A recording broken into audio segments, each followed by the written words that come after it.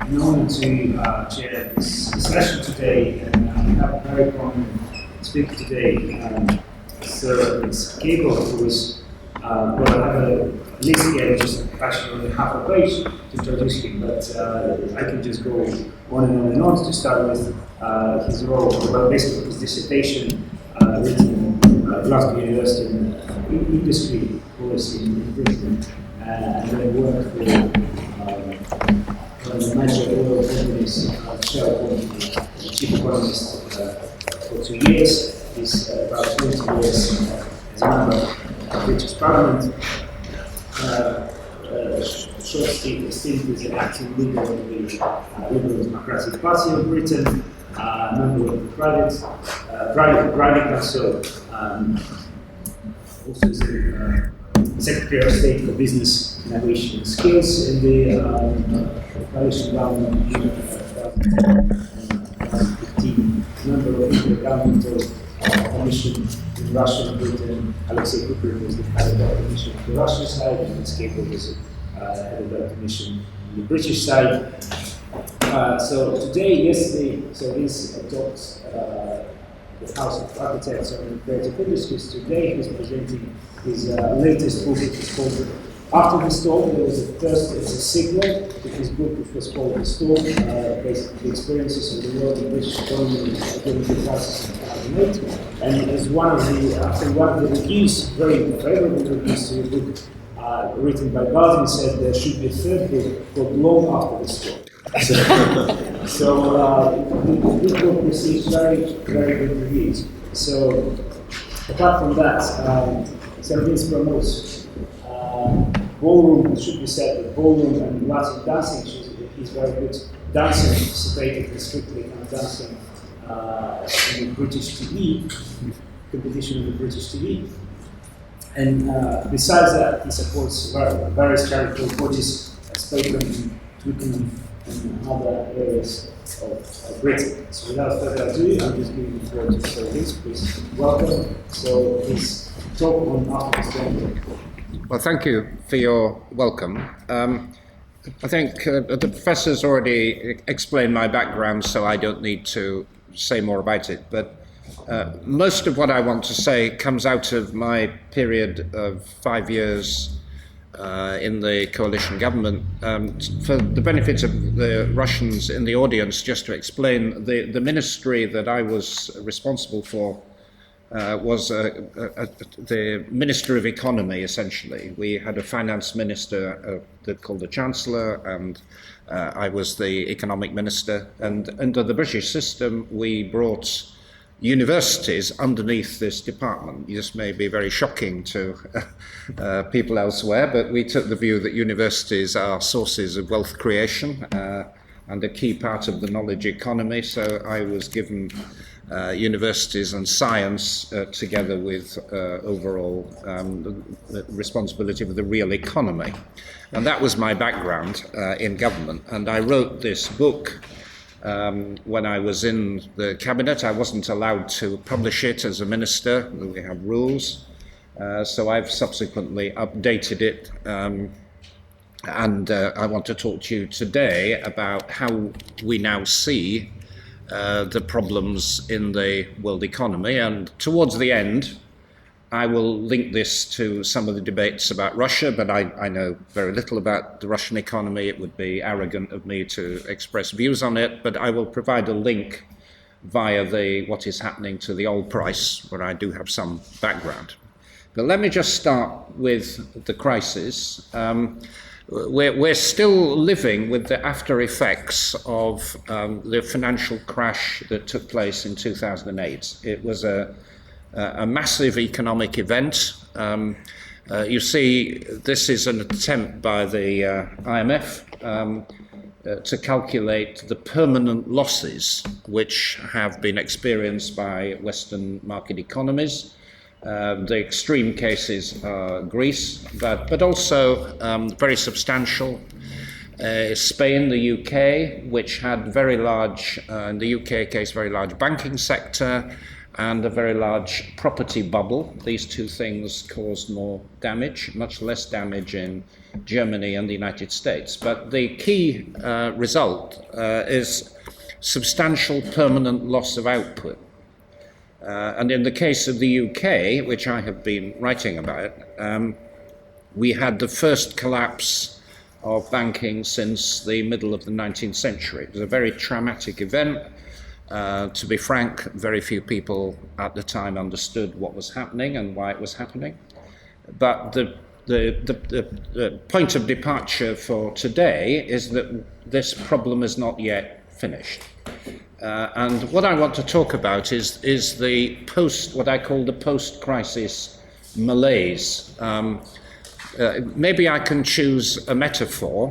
When I wrote this book, I used the metaphor of a storm and the damage caused by the storm. But in some ways, a better metaphor is to say that in 2008, the metaphor which I think is helpful to understand what happened is that in 2008, we had the economic equivalent of a heart attack.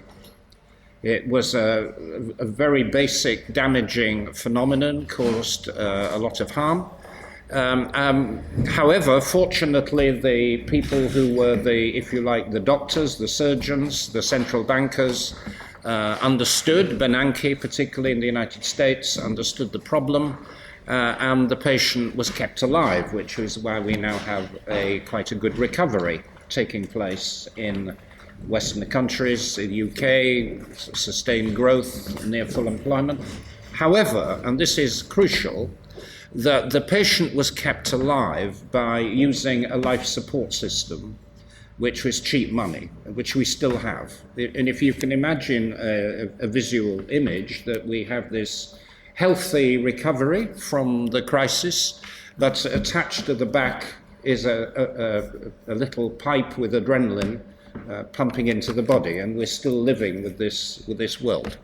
So I want to talk about some of the consequences of this post-crisis environment, and I'll list these things and then talk about them in more detail. First of all, we have an overhang of debt, mainly private household, but also government debt, which is inhibiting spending. We have what you might call at a global level a classic Keynes problem of an excess of savings over investment, or ex-ante savings over investment. We have what is increasingly called radical uncertainty. I don't know whether you've come across this concept in your economics, but about a century ago there was an economist called Knight who wrote about this. There was a famous article in the 1960s, which I saw as an undergraduate, by a man called Shackle, who wrote about radical uncertainty. And the key point here is that you can operate in a world where there is so much uncertainty that it is impossible for business to have quantifiable risk-taking. And this is a major discouragement to investment.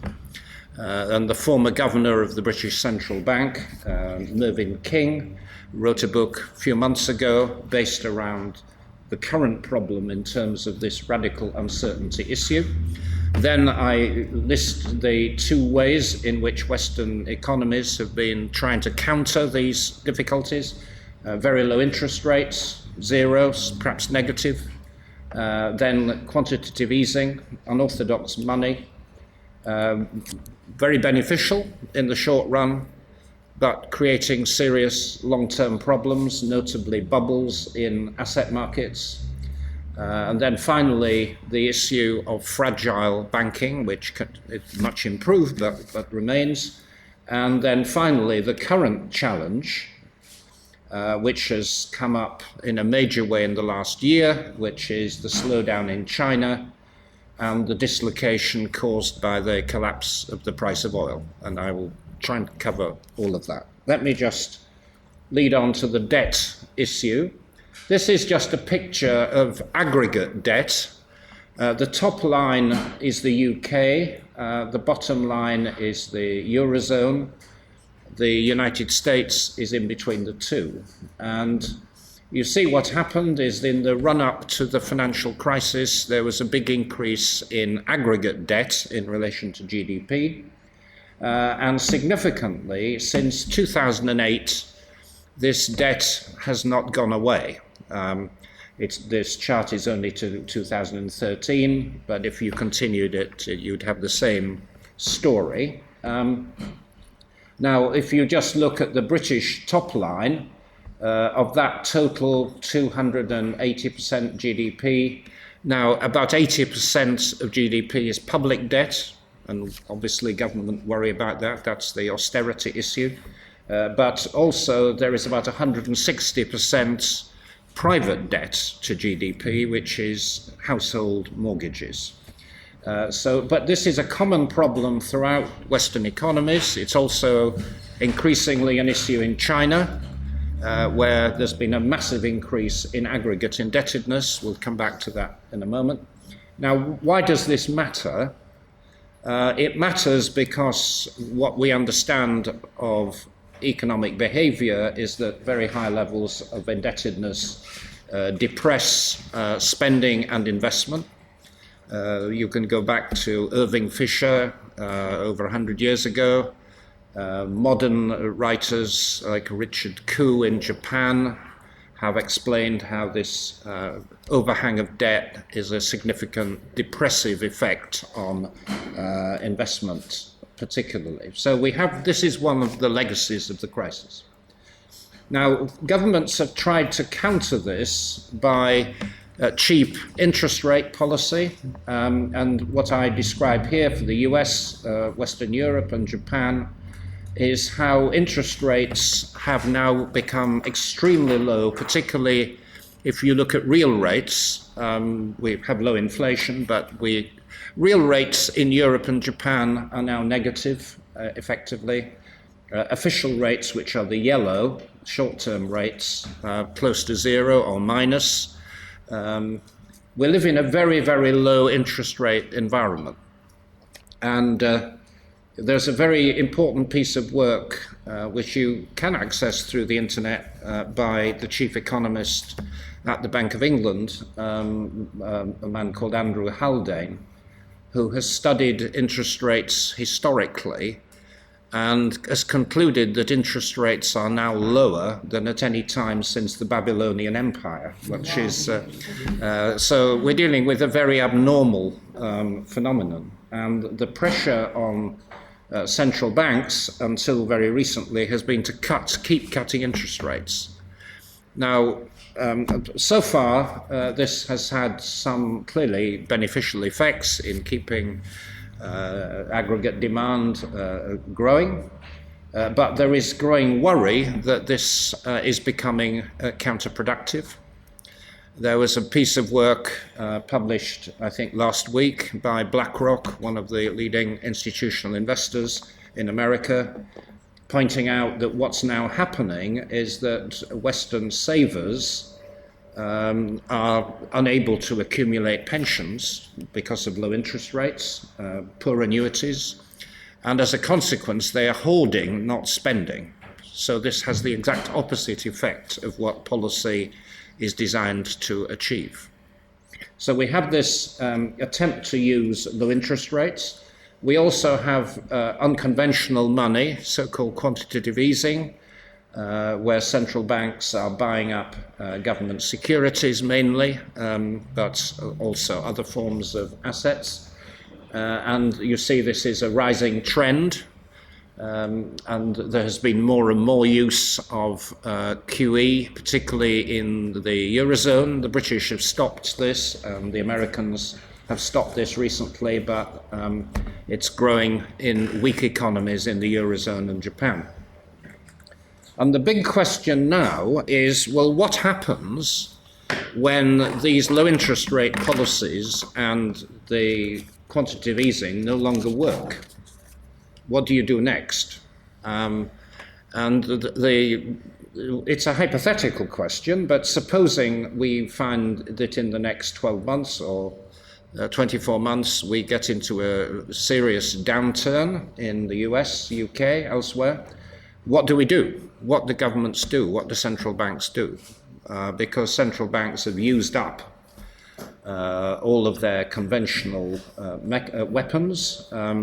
Governments are reluctant to run a bigger deficit because they have inherited legacy public debt. What else can happen? And I think the big interesting debate in macroeconomics now is what is beyond the next frontier.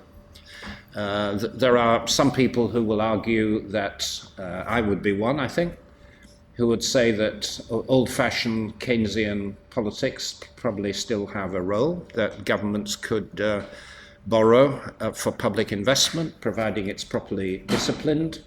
You can borrow at zero interest rates. Why don't you invest in infrastructure? But you have to have a very disciplined system of public spending to make that targeted. That would be one option.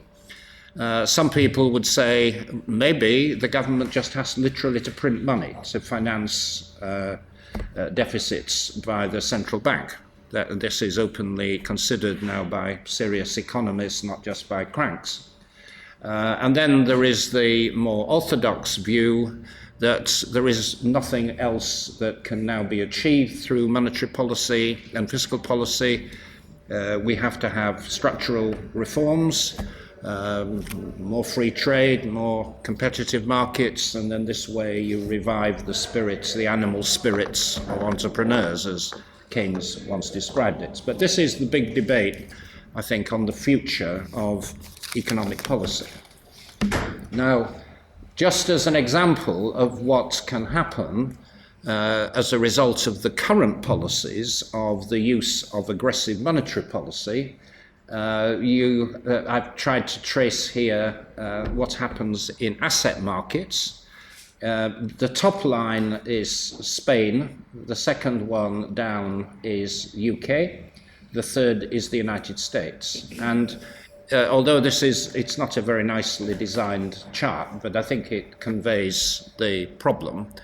That if you see in the United States, house prices doubled in the period before the crisis till its peak, and then they collapsed again. But the American housing market has now stabilized and has been growing. The UK had even more extreme house price bubble. 3 times the original base level, and it fell after the crisis, but it's now recovering again. And actually, if the line was extended to 2016, we are back to original extreme levels. And we've got to a position in London where the price of a house, an average house, not a luxury house, the price of an average house is about 20 times median income. This is clearly unsustainable and socially very damaging. But this is an inevitable consequence of the kind of liquidity pumped into economies, not finding a route into productive investment, but into asset accumulation, which is where current monetary policy has been leading us. Another legacy of the crisis is we still have banks that are not completely stable.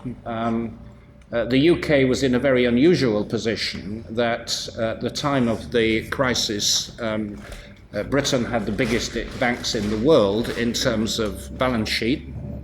RBS, Barclays, HSBC, and Lloyds each had assets bigger than GDP. And of those, RBS collapsed. So did Lloyds. Barclays collapsed but was rescued by the Emir of Qatar. So we had, for the first time in over 150 years, major banks collapsing. And you see from there, the UK has a quite extraordinary degree of banking asset accumulation relative to the economy. Germany, the United States, significantly less so. Now, one of the big questions is, are the banks now safe? And for sure, there has been a big effort to recapitalize banks. to establish much tougher capital requirements and liquidity requirements. Those are now done. But there are two questions, I think. One is whether we have adequately dealt with the issue of complexity, and the other is whether we have dealt with the issue of size. Because if a bank collapses whose balance sheet is as big as the whole national economy, governments have to intervene, which is what happened in 2008. We've done some major reforms. I worked with the Chancellor, Mr. Osborne, to introduce a British variation of the separation of banks, so that investment banks and retail operations are now separated. But we haven't yet got a system, either in the UK or the United States or anywhere else, whereby if banks collapse, they have what we call a living will. There's been no agreement yet with regulators as to what happens if one of these banks collapses, such that it is no longer dependent on the state. So these are residual problems. Now I just want, in the final stages, to move on to the kind of international connections here. One of the features of global growth until 3 years ago was that international trade far exceeded growth in domestic production. If you look at number one, the line 1 on the vertical chart, you see that trade growth exceeded output growth in every single year until 2008. But what's happened in the last 3 years, and probably 2015, is that this process has stopped. What seems to be happening is that the process of globalization is going into reverse. Complicated factors, trade protectionism, but that's not very serious, but it's happening a bit. International companies less confident about overseas investment. This relates back to the problem of radical uncertainty. But the question is beginning to be asked, is there something fundamentally wrong with the motor which is driving the world economy, which until recently lay in this phenomenon of global integration? And that leads on to the factor which has been at the heart of global growth for the last 2 decades, which is the big growth of emerging markets, particularly China.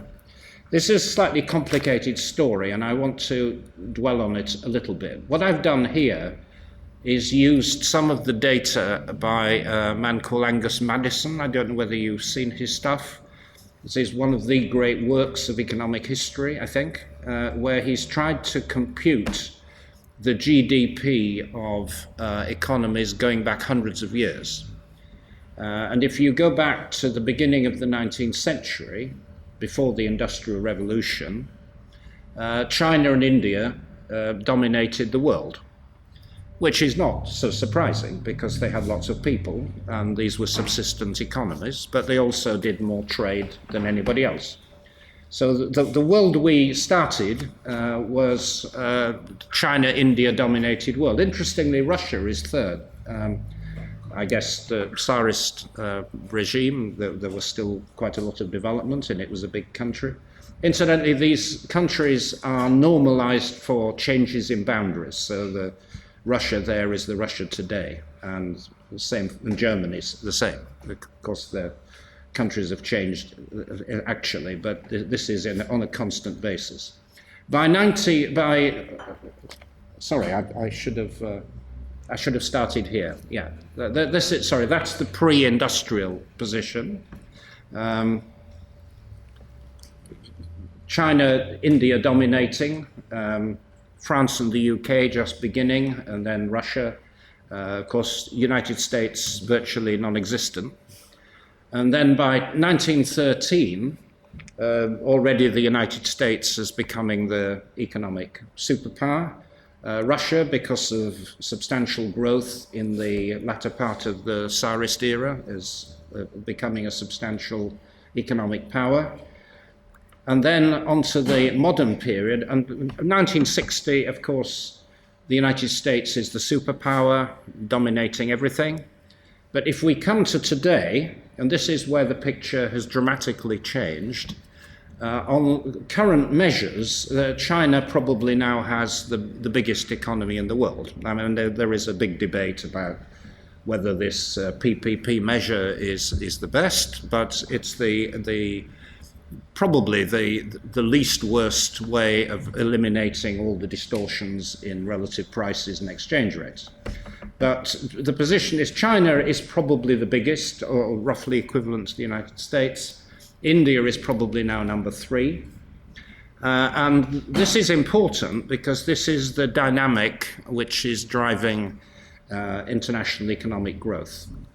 And this was a piece of work done, I put together from IMF data, which shows how international growth has increasingly been driven by the emerging markets. At the top of that, in the top 2 bars, most of the incremental growth is coming from the US and the Western economies. But as you go lower down, you can see that the extra growth in the world economy is coming mainly from emerging markets and from China. That was the last bit, is of course a projection, it isn't actuality.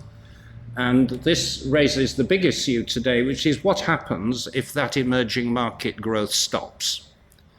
And one of the big questions now being asked is, well, supposing China implodes, ceases to be an engine of growth, where does it come? Where does the growth come from?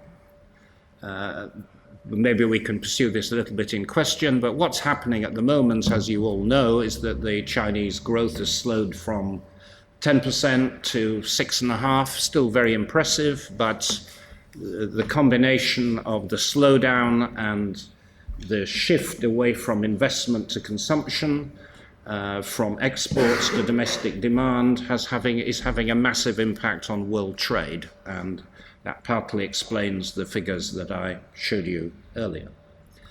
Sorry, this is probably too complicated to talk about here. It's easier to follow in a book.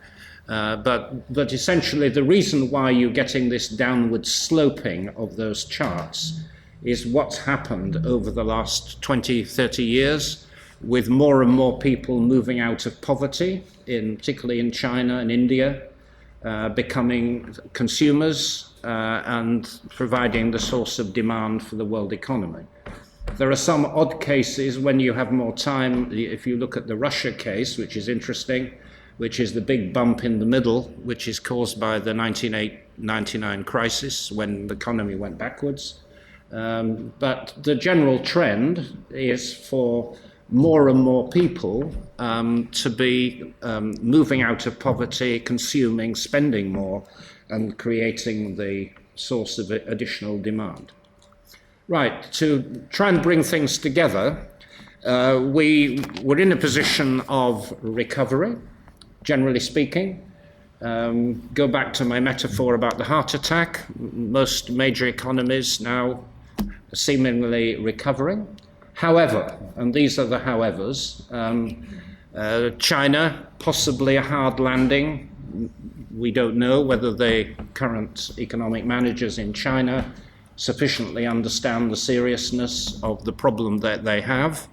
There is a very, very big issue of corporate debt in China, growing very rapidly, maybe affecting the banking system if they're not able to control this effectively. Big uncertainty, we don't know.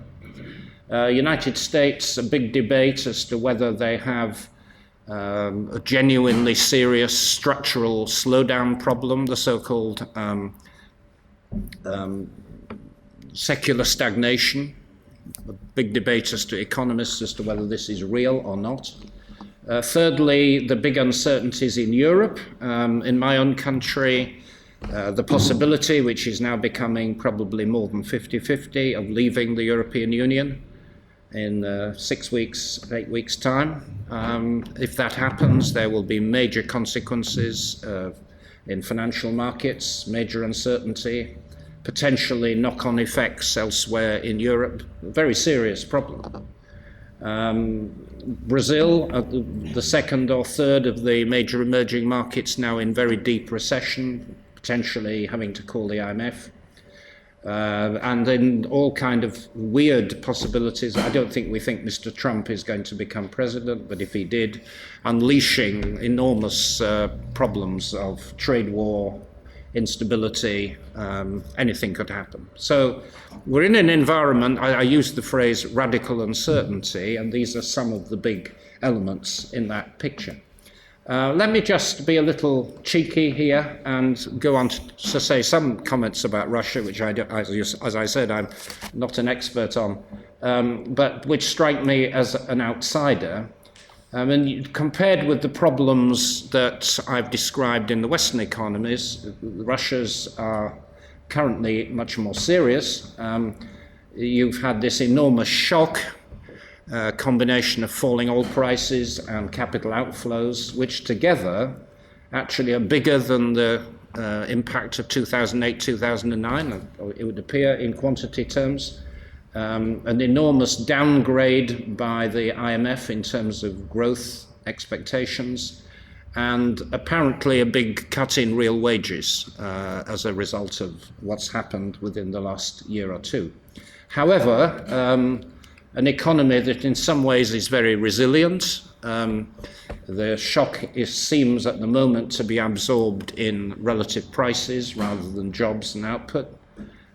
Still a very healthy current account surplus, good exchange rate policies absorbing much of this shock, a fiscal position which on the surface appears reasonably secure, and getting very high praise from the International Monetary Fund for monetary, fiscal, financial policy, however, pointing out that there are massive structural problems with overdependence on the oil and gas sector. And that leads on to, and I will conclude around this subject, about the importance of oil markets. And this is a very simple chart. We're in a world of big increases in supply and weakening demand. Of course, these things are changing all the time. But over the last few years, you've had this big increase in shale production, Iraq recovering from the war, Iran sanctions now beginning to be lifted, Saudis trying to destroy their competitors through boosting production, and not many factors working in the opposite direction. Indian growth and demand is an important factor strengthening the market, but not many others. And so you're dealing with an international market which is weak. And a point that I think the Saudi government seemed to have forgotten when they unleashed their competitive war, which is the big difference between short-run and long-run marginal cost. The assumption about pumping out more oil in world markets would destroy the shale oil producers of the United States and others. But of course, oil companies, private and public, will keep producing as long as they can cover their operating costs, which are much lower. And current oil prices $30, $40. Even the North Sea in Britain, which is quite expensive, let alone the American producers, can keep operating at least for some time. So the correction to the market through supply adjustment simply isn't happening. And as long as prices remain weak, which they are likely to do under current circumstances, you then have very serious pressures on the budgets of most of the oil-producing countries, of which Russia is one. It's not by no means the worst affected, but it's very difficult on the current assumptions to see how fiscal stability can be maintained while oil prices remained at current levels. So that's all I have to say. I'm sorry I've tried to cover a lot of big subjects in a short period of time, but I hope that at least will trigger some discussion. Thank you.